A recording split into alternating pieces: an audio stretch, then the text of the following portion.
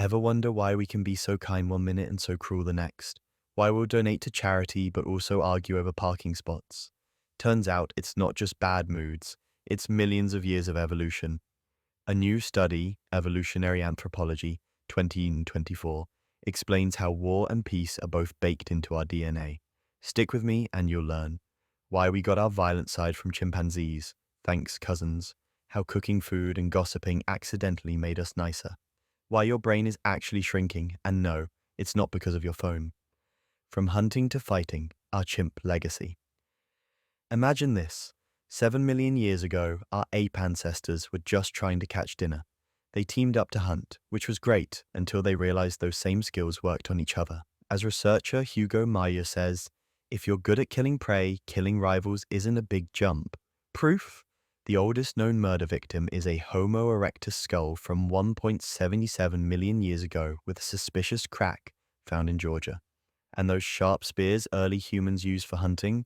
Yeah, they worked on people too. Real life lesson? Teamwork is powerful, but it can be used for good or bad. Ever seen a workplace turn toxic? Same idea. How cooking and gossip made us nicer. Here's the funny part. While we were getting better at fighting, evolution was also making us friendlier. Around 300,000 years ago, humans started self-domesticating. Basically, we bred the aggression out of ourselves. How? Cooking food gave us more brain power so we could talk and gossip better. Beta males teamed up to take down bullies, so hotheads didn't rule the tribe. Our faces got softer, less caveman brow, more trust me vibes. Bonobos, the chill, peace-loving apes, did something similar, but humans took it further by inventing long-distance trade, like Stone Age eBay, to survive tough times. Takeaway: want to get ahead? Be the person who shares info, not the office tyrant. Why climate change made us better at parties.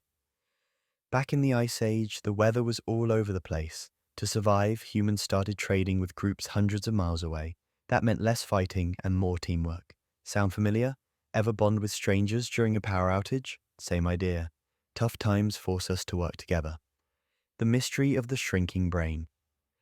Here's the fun part. Human brains have gotten 5–10% smaller since the Stone Age. Why? One theory. We traded brute strength for social smarts. Smaller brains equal better at reading emotions, worse at clubbing each other with rocks. Modern lesson: being emotionally smart beats being the toughest person in the room. What this means for you. We're wired for both kindness and conflict. It's up to us which one we choose. Cooperation beats domination. The best leaders bring people together. Sharing ideas, throwing punches. Our survival literally depended on it. As Maya puts it, we're two-faced. One side ready to fight, the other ready to help. Understanding this might just make us a little nicer. Want more? Check out the full study, The Co-Evolution of War and Peace in the Human Species, Journal of Evolutionary Anthropology. Share this with a friend or someone you almost argued with you today. Evolution's funny that way.